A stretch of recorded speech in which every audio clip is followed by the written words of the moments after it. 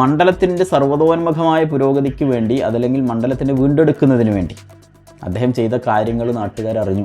അതാണ് ഇതിൻ്റെ ഏറ്റവും വലിയ ബെനിഫിറ്റായിട്ട് നമ്മൾ മനസ്സിലാക്കേണ്ട ഒരു കാര്യം. അതായത് ഉർവശി ശാപം ഉപകാരം എന്ന് കേട്ടിട്ടില്ലേ? അതുപോലെ സതീശനെ സംബന്ധിച്ചിടത്തോളം ഇതൊരു ഉപകാരമായി മാറി എന്നാണ് ഞാൻ മനസ്സിലാക്കുന്നത്. കോൺഗ്രസിൻ്റെ വയനാട്ടിലെ വീട് എവിടെയെന്ന് ചോദിക്കുന്നുണ്ട്, ലീഗിൻ്റെ വീട് എവിടെ ചോദിക്കുന്നുണ്ട്. പക്ഷേ CPM ഇങ്ങനത്തെ പ്രൊജക്ട്സുകളൊന്നുമില്ല. ഇല്ലല്ലോ, ഓൾക്ക് അത് ഓലെ ഓഡിറ്റ് ചെയ്യാൻ ആരുമില്ല, അവർക്ക് പദ്ധതിയില്ല. ഇപ്പോൾ DYFI വീട് പ്രഖ്യാപിച്ചു, അത് സർക്കാരിന് കൊടുത്തു എന്ന് പറയുന്നു. അതിലിപ്പോൾ ആളുകൾ ക്വസ്റ്റ്യൻസ് ചോദിച്ചുകൊണ്ടിരിക്കുകയാണ്. അപ്പോൾ ഇവർ ഇത് മുഴുവൻ തെരഞ്ഞു നടക്കുകയാണ്. അവിടെ 300ഓളം വീടുകൾ ഉണ്ടാക്കുക ഈ പദ്ധതി പ്രകാരം. അതുപോലെ തന്നെ 1800 തയ്യൽ മെഷീനുകൾ കൊടുക്കുകയാണ്. 1600ഓളം ആളുകൾക്ക് 5000-നും അതുപോലെ തന്നെ 50,000-നും ഇടയിലുള്ള സംഖ്യ കൊടുക്കുകയാണ്, പൈസ കൊടുക്കുകയാണ്.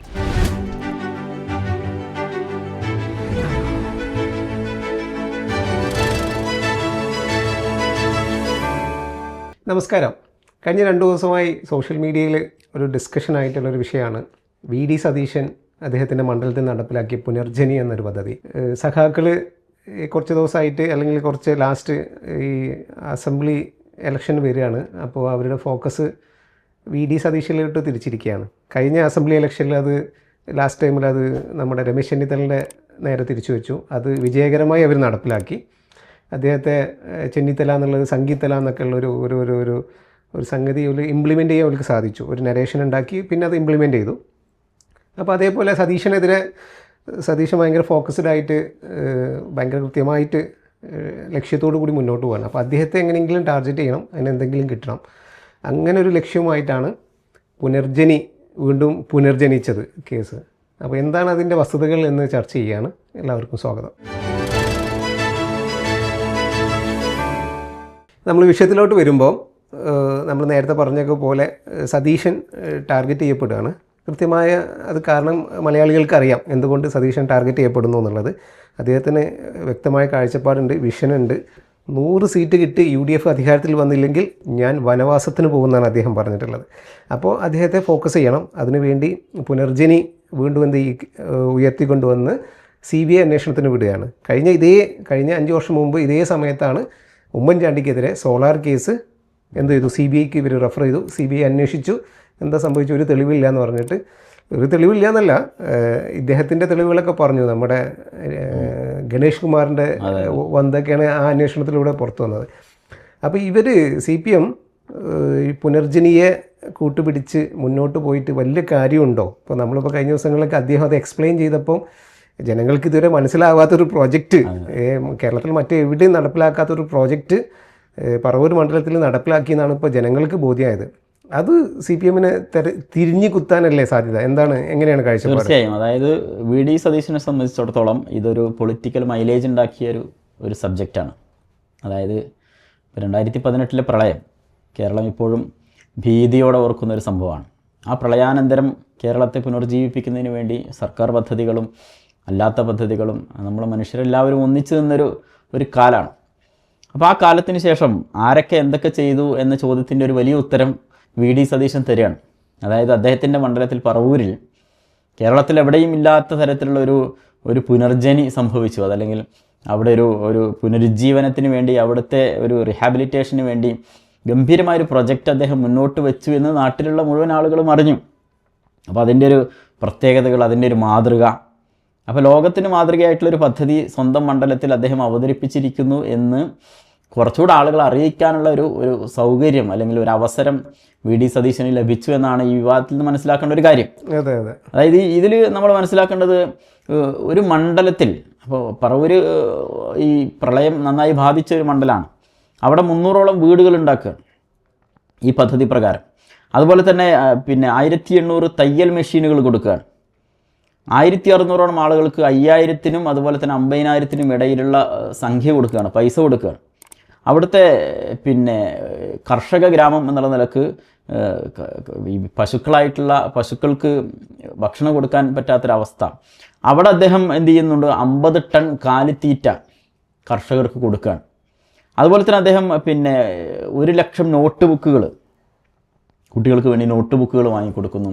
അംഗൻവാടികൾ, അതായത് അവിടുത്തെ 48ഓളം അംഗൻവാടികളാണ് അദ്ദേഹം എന്ത് ചെയ്തത്, പിന്നെ പുതുക്കി പണിതത്, റിനോവേറ്റ് ചെയ്തത്. അതുപോലെ തന്നെ അദ്ദേഹം പിന്നെ ഒരു വായനക്കാരൻ, വലിയൊരു വായനക്കാരൻ എന്നുള്ള നിലക്ക് അദ്ദേഹം അവിടുത്തെ മുഴുവൻ ലൈബ്രറികളും എന്ത് ചെയ്തു, റിനോവേറ്റ് ചെയ്തു. 22ഓളം സ്കൂളുകൾക്ക് അദ്ദേഹം ലാബ് സൗകര്യം ചെയ്തു കൊടുത്തു. ഇങ്ങനെ മണ്ഡലത്തിൻ്റെ സർവ്വതോന്മുഖമായ പുരോഗതിക്ക് വേണ്ടി, അതല്ലെങ്കിൽ മണ്ഡലത്തിൻ്റെ വീണ്ടെടുക്കുന്നതിന് വേണ്ടി അദ്ദേഹം ചെയ്ത കാര്യങ്ങൾ നാട്ടുകാരറിഞ്ഞു.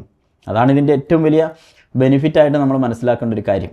അതായത് ഉർവശി ശാപം ഉപകാരം എന്ന് കേട്ടിട്ടില്ലേ, അതുപോലെ സതീശനെ സംബന്ധിച്ചിടത്തോളം ഇതൊരു ഉപകാരമായി മാറി എന്നാണ് ഞാൻ മനസ്സിലാക്കുന്നത്. ഇതിൽ വേറൊരു രസം, CPM സോഷ്യൽ മീഡിയയിൽ ചോദിക്കുന്നത് കണ്ടെത്തുന്നവർക്ക് സമ്മാനം എന്നാണ് പറയുന്നത്. KPCCയുടെ 1000 വീടോടെ, VD സതീശൻ പ്രഖ്യാപിച്ച പുനർജനിയിലെ 200-250 വീടോടെ കണ്ടെത്തുന്നവർക്ക് സമ്മാനം എന്നാണ്. അപ്പോൾ ഇവർ വിചാരിച്ചിരിക്കുന്നത് ഇതെല്ലാം ഈ വയനാട്ടിലോ എവിടെയെങ്കിലും ഒരു ടൗൺഷിപ്പ് പോലെ ഏതെങ്കിലും ഒരു പോയിന്റിൽ മൊത്തമായിട്ട് ഇങ്ങനെ ഉണ്ടാക്കി വെച്ചിരിക്കുകയാണ്. ഒരു ഡ്രോൺ ഷോട്ടിൽ ഈ 250ഉം ഈ അല്ലെങ്കിൽ KPCCയുടെ 1000 വീടും കാണുന്നതാണ്.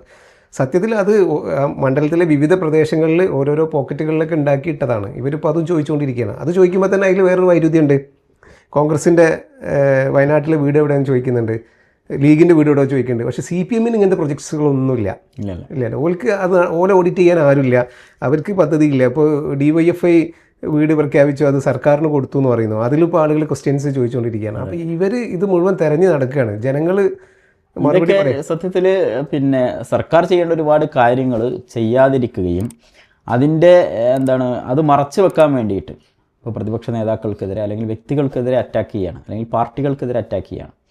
സത്യത്തിൽ സർക്കാരാണ് മുൻകൈ എടുത്താണ് ഇതൊക്കെ ചെയ്യേണ്ടത്. ഇപ്പോൾ ഏതെങ്കിലും ഒരു മണ്ഡലത്തിൽ മാത്രം നടക്കേണ്ട ഒരു റീഹാബിലിറ്റേഷൻ പ്രൊജക്റ്റ് അല്ല സത്യത്തിൽ VD സതീശൻ്റെ മണ്ഡലത്തിൽ നടന്നത്.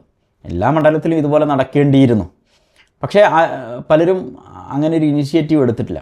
പക്ഷേ സതീശൻ അദ്ദേഹത്തെ കുറച്ചൊരു വിഷണറി ലീഡർഷിപ്പ് എന്നുള്ള നിലക്ക് അദ്ദേഹം സ്വന്തം മണ്ഡലത്തിൽ വളരെ ശക്തമായിട്ട് ഈ വിഷയത്തിൽ ഇടപെടുകയും വളരെ മാതൃകാപരമായൊരു പദ്ധതി കാഴ്ചവെക്കുകയും ചെയ്തു. അപ്പോൾ അതിനെതിരെയാണ് വിജിലൻസിൽ കേസ് വരുന്നു. അതല്ലെങ്കിൽ ആദ്യം ഹൈക്കോടതിയിലാണ് ഇതുമായി ബന്ധപ്പെട്ട് പരാതി വരുന്നത്. ഹൈക്കോടതിയുടെ സിംഗിൾ ബെഞ്ചും ഡിവിഷൻ ബെഞ്ചും അത് തള്ളിക്കളയുന്നു. വിജിലൻസിലേക്ക് വരുന്നു. പിന്നെ വിജിലൻസിന് 2 തവണ വിജിലൻസിൽ പരാതി വരുന്നുണ്ട്. പിന്നെ ഇതിൻ്റെ ഒരു പ്രത്യേകത എന്ന് പറഞ്ഞാൽ വിദേശത്ത് പോയി പണം സ്വീകരിച്ചു എന്നൊക്കെ പറയുന്നത്, അദ്ദേഹം പണ്ട് എവിടെയോ അത് സഹായിക്കണമെന്ന് റിക്വസ്റ്റ് ചെയ്യുന്നൊരു വീഡിയോ ഒക്കെയാണ് ഇപ്പോൾ പ്രചരിക്കുന്നത്. അപ്പോൾ അതിലും പുനർജനിയുടെ ഒരു പ്രത്യേകത എന്ന് പറഞ്ഞാൽ പുനർജനി എന്ന് പറഞ്ഞിട്ടൊരു അക്കൗണ്ടോ അല്ലെങ്കിൽ VD സതീശൻ്റെ പേരിൽ അക്കൗണ്ടോ ഒന്നുമില്ല. ബെനിഫിഷ്യറീസിനെ ഇവർ കണക്ട് ചെയ്ത് കൊടുത്തിരിക്കുകയാണ്. അതൊരു എല്ലാവർക്കും അത് ഗംഭീര മാതൃകയാണ്. അതാണ് ഇവിടെ VD സതീശന് ഒരു തരത്തിലും കൊടുക്കാൻ പറ്റാത്ത ഏറ്റവും വലിയ ഒരു പോയിൻ്റ് അവിടെ. അതായത് ഈ ഡോണറും ബെനിഫിഷ്യറീസും തമ്മിലുള്ള ഒരു കണക്ഷൻ, അതാണ് ഇവിടെ നടക്കുന്നത്.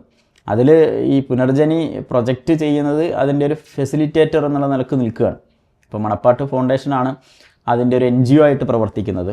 അതുപോലെ തന്നെ അവർ പിന്നെ ഈ ഹാബിറ്റാറ്റ് ഫോർ ഹ്യൂമാനിറ്റീസ് എന്ന് പറയുന്ന ഒരു ആഗോള സംഘടന, അതിൻ്റെ സഹായം തേടിയിട്ടുണ്ട് ഇതിൻ്റെ പ്രൊജക്റ്റ് നടപ്പാക്കുന്നതിന് വേണ്ടി. അതുപോലെ തന്നെ MBA വിദ്യാർത്ഥികൾ ഇതിൻ്റെ സർവേയുമായി ബന്ധപ്പെട്ട് സഹകരിച്ചിട്ടുണ്ട്. അതായത് ഏത് തരത്തിൽ നോക്കിയാലും ഒരു മാതൃകാ പദ്ധതി അതാണ് അവിടെ അവതരിപ്പിച്ചിട്ടുള്ളത്.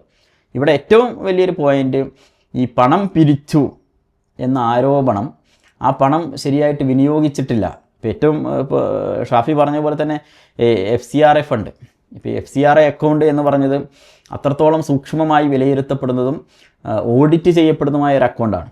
പ്രത്യേകിച്ച് കേന്ദ്രത്തിൽ ലാസ്റ്റ് 10 years ആയി BJP നിൽക്കുകയാണ്. BJP അങ്ങനെ എന്തെങ്കിലും കിട്ടിയാൽ ED എപ്പോൾ ഓടി എത്തിയെന്ന് ചോദിച്ചാൽ മതി. അപ്പോൾ എല്ലാ വർഷവും കണക്ക് ബോധിപ്പിക്കേണ്ട, ഓഡിറ്റ് ചെയ്യുന്ന ഒരു അക്കൗണ്ട്, ആ അക്കൗണ്ടിലേക്ക് പിന്നെ അനധികൃതമായി പണം വന്നു എന്ന് പറഞ്ഞാൽ അത് വളരെ സിമ്പിളായിട്ട് കണ്ടെത്താൻ പറ്റുന്നൊരു കാര്യം. അപ്പോൾ ഇതാണ് വിജിലൻസ് 2 തവണ അന്വേഷിച്ചിട്ടും ഒന്നും കണ്ടെത്താൻ സാധിച്ചിട്ടില്ല എന്ന് പറഞ്ഞിട്ട് റിപ്പോർട്ട് കൊടുത്തു. ഇനിയിപ്പോൾ നമ്മളെ കൊണ്ടൊന്നും പറ്റില്ല, നീ വേണമെങ്കിൽ CBI അന്വേഷിച്ചോട്ടെ എന്ന് പറഞ്ഞിട്ട് എന്ത് ചെയ്യാണ്, അവസാനം ഒരു റിക്വസ്റ്റ് കൊടുക്കുകയാണ്. അപ്പോൾ കഴിഞ്ഞ സെപ്റ്റംബറിൽ വന്നൊരു സംഗതിയാണ്. ഇപ്പോൾ ഇലക്ഷന് മുന്നോടിയായിട്ട് വീണ്ടും അത് കുത്തിപ്പൊക്കാൻ വേണ്ടി ഒരു ശ്രമം നടത്തി എന്നുള്ളതാണ് ഇതിൽ നിന്ന് മനസ്സിലാക്കുന്നത്. നമുക്ക് എനിക്ക് മനസ്സിലാകുന്നത് ഇതൊരു VD സതീശന് ഒരു പോസിറ്റീവായ സംഗതി ജനങ്ങൾക്കിടയിൽ പ്രചരിച്ചു എന്നറിയാം. ഈ പുനർജനി എന്നൊക്കെ പലരും കേട്ടിട്ടുണ്ടാവും. പക്ഷെ അത് എന്താണ് എങ്ങനെയെന്നുള്ളത് അദ്ദേഹത്തിന് വീണ്ടും എക്സ്പ്ലെയിൻ ചെയ്യാൻ ഒരു അവസരം CPM ആയിട്ട് ഉണ്ടാക്കി കൊടുത്തു എന്നുള്ളതല്ലേ ഇതിൻ്റെ ഒരു ഔട്ട്കം. സതീശനെ സംബന്ധിച്ചിടത്തോളം ഇത് ഗുണമായി എന്നുള്ളത് നമ്മൾ നേരത്തെ പറഞ്ഞത് വളരെ കറക്റ്റാണ്. അതിനേക്കാൾ ഉപരി നമ്മൾ മനസ്സിലാക്കേണ്ടത് പിന്നെ വിജിലൻസ് 2 തവണ അന്വേഷിച്ച് ഇതിൽ യാതൊന്നും ഇല്ല എന്ന് കണ്ടെത്തി ഈ ഒരു കാര്യം. അതായത് ഗവൺമെൻറ്റാണ് ഇത് അന്വേഷിക്കുന്നത്. എന്നിട്ട് CBI അന്വേഷണത്തിന് ശുപാർശ ചെയ്യുകയാണ്. ആരാണ് ശുപാർശ ചെയ്യുന്നത്? അതായത് കേന്ദ്ര ഗവൺമെൻറ്റിൻ്റെ അന്വേഷണ ഏജൻസികൾ ഇവിടുത്തെ പ്രതിപക്ഷ നേതാക്കളെ വേട്ടയാടുന്നു. അതായത് മുഖ്യമന്ത്രി ഉൾപ്പെടെയുള്ളവർ പറഞ്ഞുകൊണ്ടിരിക്കുന്ന കുറേ കാര്യങ്ങളുണ്ട് എന്ന് പറയുന്ന അതേ കൂട്ടർ തന്നെ പ്രതിപക്ഷ നേതാവിനെതിരെ CBI അന്വേഷണത്തിന് ശുപാർശ ചെയ്യാണ്. അപ്പോൾ അതിൻ്റെ ഒരു വൈരുദ്ധ്യം കൂടി ഇവിടെ നമ്മൾ മനസ്സിലാക്കേണ്ടതുണ്ട്. അപ്പോൾ നമുക്ക് കൺക്ലൂഡ് ചെയ്യാൻ തോന്നുന്നു, വൈകാതെ CPM-ൻ്റെ വിവരമുള്ളവർ ഇവരോട് പറയും, നിങ്ങളിപ്പോൾ പ്രവർത്തിപ്പിച്ചുകൊണ്ടിരിക്കുന്ന യന്ത്രം ഓഫ് ചെയ്യണം എന്നുള്ളത്. ഇത് UDF-ന് ഗുണകരമായി തന്നെ മാറുന്നതാണ് റിസൾട്ട് വരാൻ പോകുന്നത്. അതെ, ഇവർ തൊട്ടതൊക്കെ പഴക്കുകയാണ്. അതായത് പ്രതിപക്ഷ നേതാക്കളെ എങ്ങനെയെങ്കിലും, ഇപ്പോൾ നേരത്തെ പറഞ്ഞതുപോലെ ഉമ്മൻചാണ്ടിയെ പോലെയുള്ള ആളുകളെ എന്തൊക്കെയാണ് ഇവിടെ ചെയ്തത് എന്ന് നമുക്കറിയാം. അവസാനം അവർക്ക് തന്നെ മാപ്പ് പറയേണ്ടി വന്നു അദ്ദേഹത്തിൻ്റെ മരണശേഷം. അതായത് ഒരു ഇലക്ഷന് ജയിക്കാൻ വേണ്ടിയിട്ട് പ്രതിപക്ഷ നേതാക്കളെ താറടിക്കുക, അതിന് അധികാര ദുർവിനിയോഗം നടത്തുക. അപ്പോൾ ഇതൊരിക്കലും കേരളത്തിലെ ജനം അംഗീകരിക്കില്ല എന്ന് തന്നെയാണ് നമ്മൾ മനസ്സിലാക്കേണ്ടത്. Okay, thank you.